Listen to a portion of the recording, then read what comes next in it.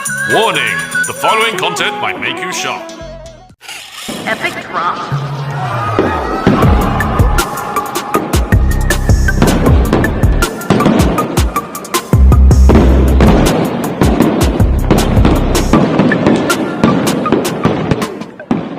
Top 5. Slapnuts. Welcome back to the 7th installment of Slapnuts in the Spotlight series, Episode 7. In a world where the powerful and influential often evade accountability, one force stands ready to cast a glaring light on their misdeeds: Slapnuts in the Spotlight. This unflinching expose dives deep into the murky depths of society's most notorious figures, laying their transgressions for all to see. From corrupt politicians to unscrupulous business moguls, no one is safe from the relentless pursuit of truth that defines Slapnuts in the Spotlight.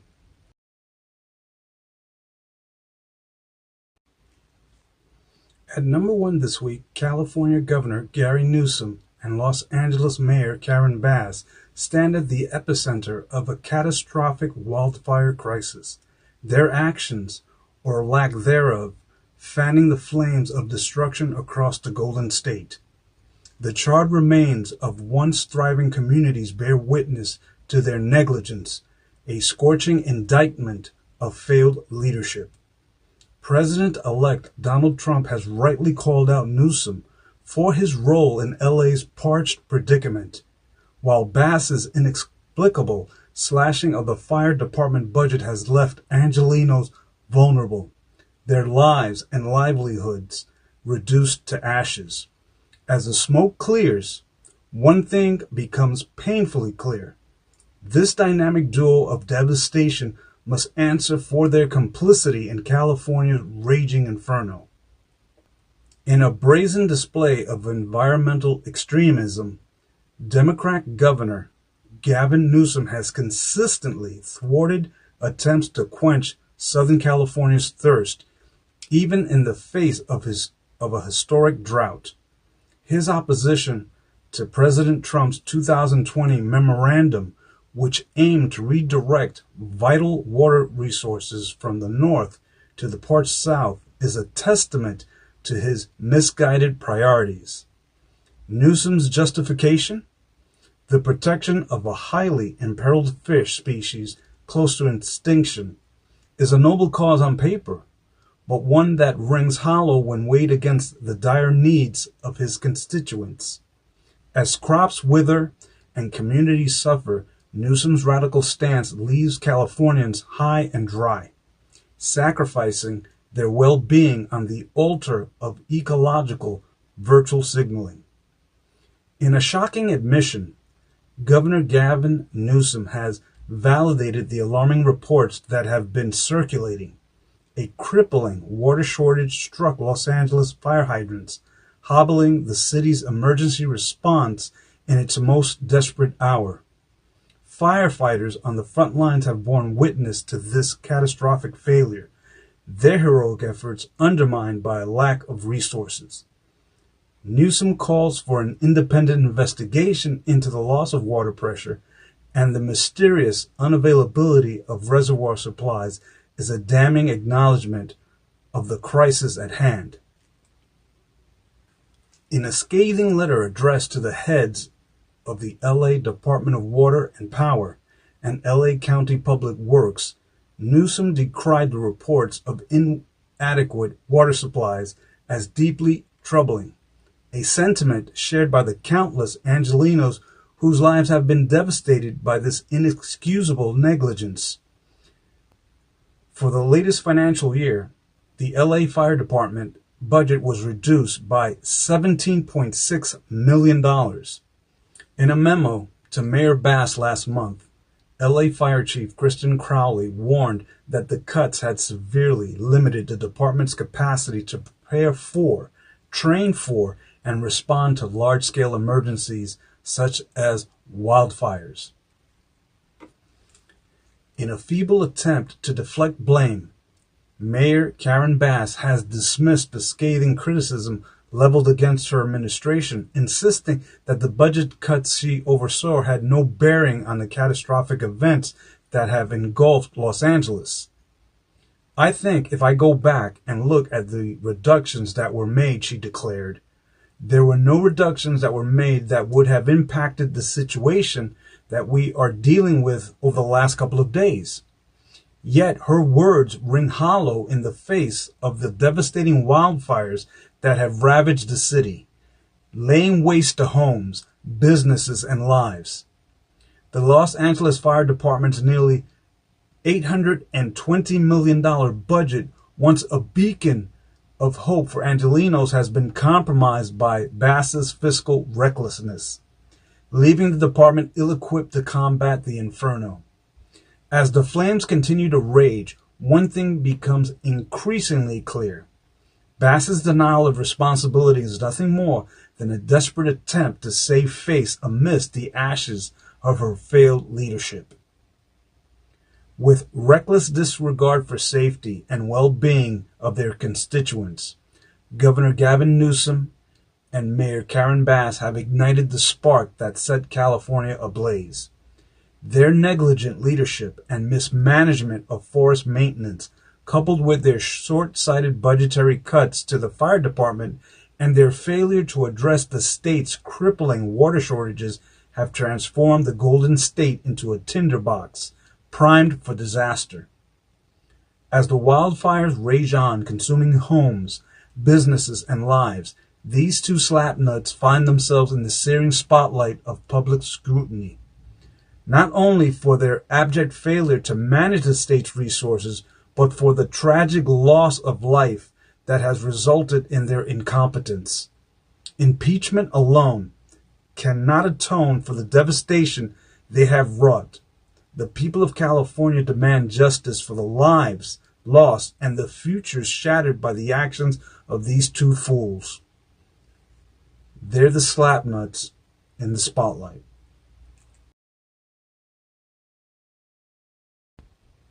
At number 2 this week is Justin Trudeau, Canadian Prime Minister. Probably the most disliked Canadian Prime Minister in Canadian history has resigned. Here's a brief history of Trudeau. Justin Trudeau, the current Prime Minister of Canada, has faced significant criticism and disapproval for various segments of the population for several reasons. 1. Scandals. Trudeau has been embroiled in multiple controversies during his tenure, such as the SNC Lavalin affair, where he was accused of improperly pressuring the Attorney General to intervene in a criminal case involving a Quebec-based engineering firm. 2. Broken promises. Many Canadians feel that Trudeau has failed to deliver on key campaign promises such as electoral reform and reconciliation with Indigenous communities. 3. Identity politics. Critics argue that Trudeau's focus on identity politics and political correctness had divided the country and undermined free speech. 4. Economic policies. Some Canadians disapprove of Trudeau's handling of the economy, particularly his deficit spending and increased taxation. 5. Handling of COVID-19. Trudeau's response to the COVID-19 pandemic has been met with mixed reactions, with some criticizing his government's slow rollout of vaccines and strict lockdown measures. 6. Perceived lack of authenticity. Trudeau has been accused of being overly scripted and insincere, leading some Canadians to question his authenticity and trustworthiness. These factors, among others, have contributed to Justin Trudeau's polarizing reputation and the dislike he faces from a portion of the Canadian population. This Slapnuts in the Spotlight has finally been extinguished, not with a whimper, but with a resounding crash. Though he may not be resigning in disgrace, his legacy will forever be marred by the shame of his misdeeds, a testament to his utter failure as a leader. The people have spoken, and the verdict is clear. This disgraceful chapter in their history must be closed. never to be repeated.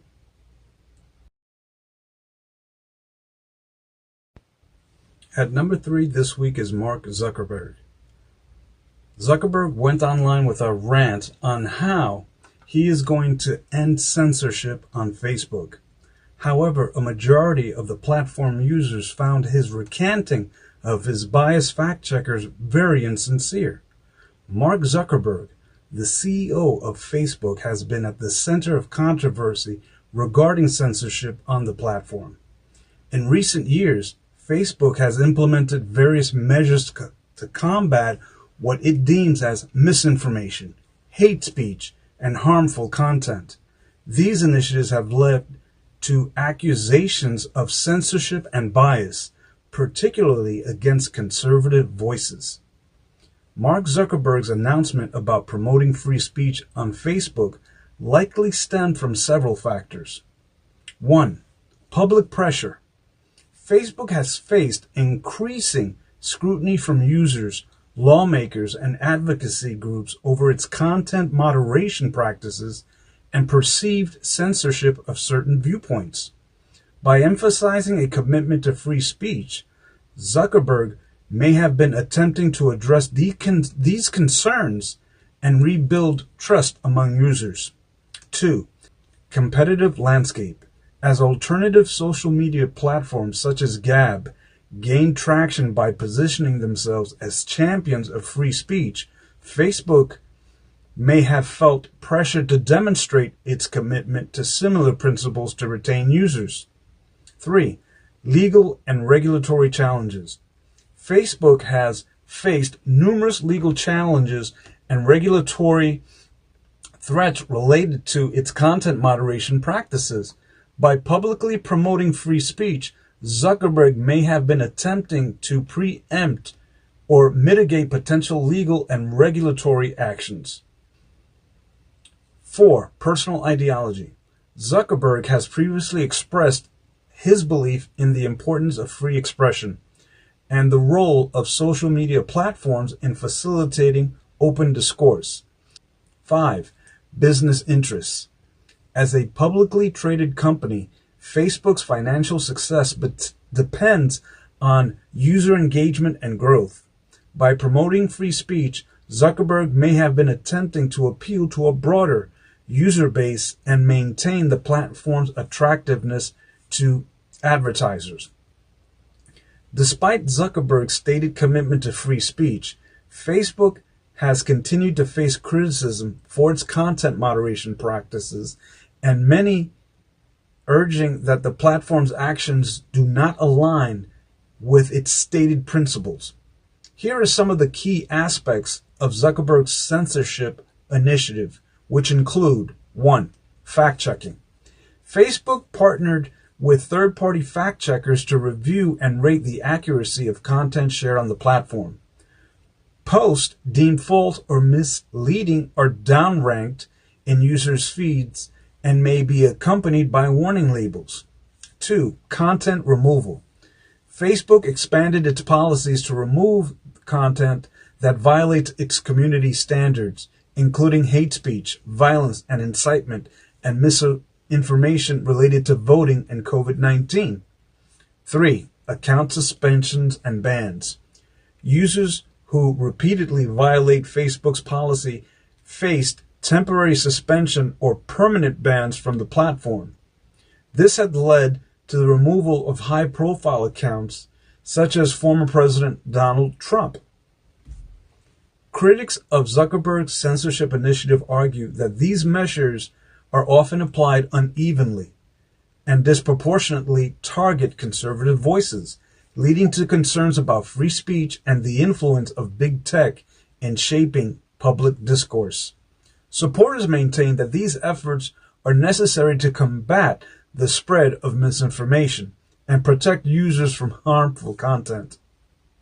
One can't help but ponder whether Mark Zuckerberg's sudden epiphany on free speech was the result of a fateful encounter with President-elect Trump. Regardless of the catalyst, this Slapnuts in the Spotlight has firmly cemented his place in the annals of infamy. Though he may escape the cold grip of iron bars for his blatant trampling of Facebook users' First Amendment rights, one thing remains certain. The haunting echoes of a rape whistle will never be far from his gilded doorstep.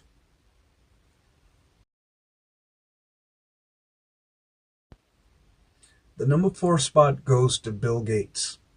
Bill Gates, the co-founder of Microsoft and a prominent philanthropist, has faced significant criticism and public disapproval for various reasons. 1. Monopolistic business practices. During his tenure at Microsoft, Gates was accused of engaging in anti-competitive practices to maintain the company's dominance in the software industry. This led to legal challenges, including a high-profile antitrust case brought by the U.S. Department of Justice in the late 1990s. 2. Vaccination efforts. Gates has been a vocal advocate for global vaccination programs through the Bill and Melinda Gates Foundation. Some critics have raised concerns about the safety and efficacy of these vaccines, as well as the potential for conflicts of interest between the foundation and pharmaceutical companies. 3. Alleged population control agenda. Conspiracy theories have emerged suggesting that Gates is using his influence and resources to promote a depopulation agenda. These theories often cite his foundation's work in global health and family planning initiatives as influence. 4. Influence on education policy. Gates has been a significant funder of education reform initiatives in the United States, particularly those promoting charter schools and standardized testing.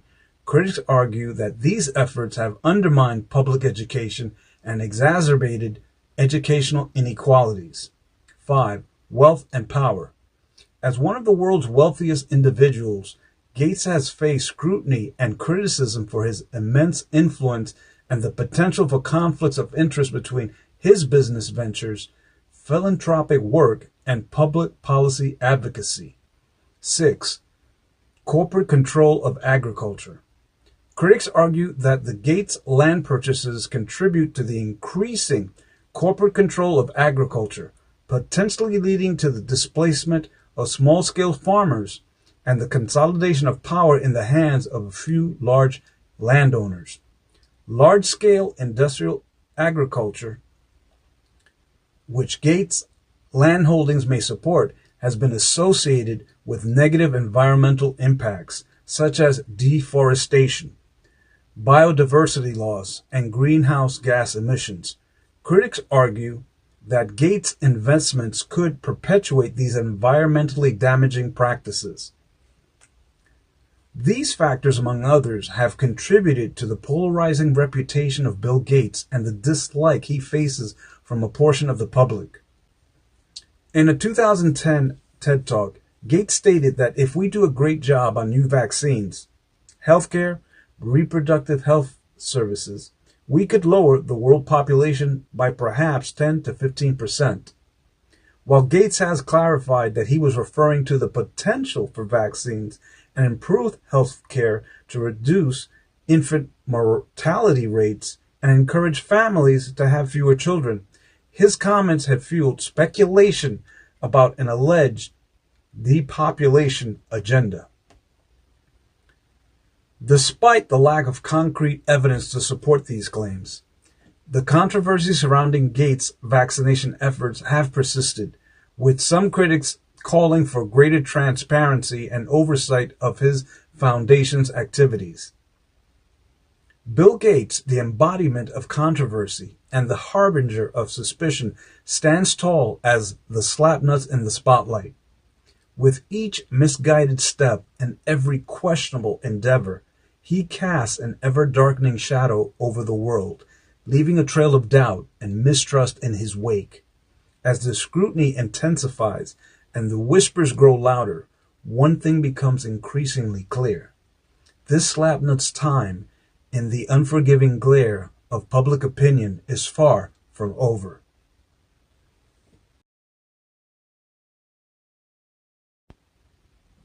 At number 5 is President Joe Biden. Some say the worst or the second worst president in history, although I lean towards the worst. President Joe Biden has faced significant criticism and disapproval from a portion of the American population for various reasons, leading some to consider him the worst president. 1. Economic policies. Critics argue that Biden's economic policies, such as increased government spending and proposed tax hikes, have led to rising inflation and slow economic growth. 2. Immigration.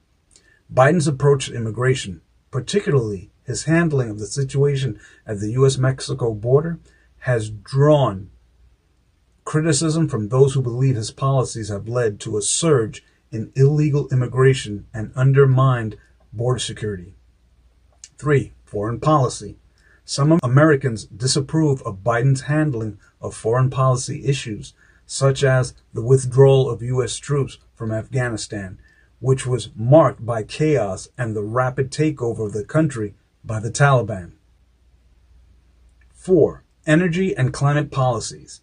Biden's focus on combating climate change and transitioning to renewable energy resources has faced pushback from those who believe these policies will lead to job losses and increased energy costs. 5. Perceived lack of leadership. Critics argue that Biden's age, health, and perceived cognitive decline have raised concerns about his ability to effectively lead the country and make important decisions. Another controversy in President Joe Biden's approach to pardons and clemency, particularly regarding his promise to reduce the federal prison population and address racial disparities in the criminal justice system. In April 2022, Biden granted his first 3 pardons and commuted the sentences of 75 nonviolent drug offenders. While these actions were praised by some criminal justice reform advocates, others argued that they did not go far enough in addressing systematic issues within the criminal justice system. Critics have also raised concerns about the potential for political motivations behind some of Biden's pardon decisions.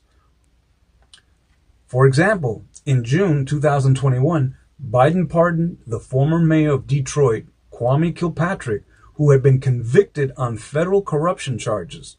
Some argued that his pardon was politically motivated, given Kilpatrick's ties to prominent Democrats and his support for Biden's 2020 presidential campaign. Additionally, there have been calls for Biden to use his pardon power more broadly to address issues as the war on drugs and the mass incarceration of non-violent offenders. Some advocates have argued the president to grant mass pardons or commutations for individuals convicted of federal marijuana offenses, particularly in light of growing trend of state-level marijuana legalization. And lest we forget the pardoning of his son, Hunter Biden. These factors, among others, have contributed to the perception among some Americans that President Joe Biden is the worst president in current and recent history. However, it is essential to note that opinions on his performance vary widely, and many Americans continue to support his administration and policies. But Joe Biden, without hesitation,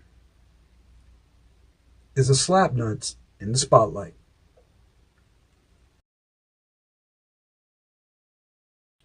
Thank you for tuning in to this eye-opening podcast, a beacon of truth in a world shrouded in darkness.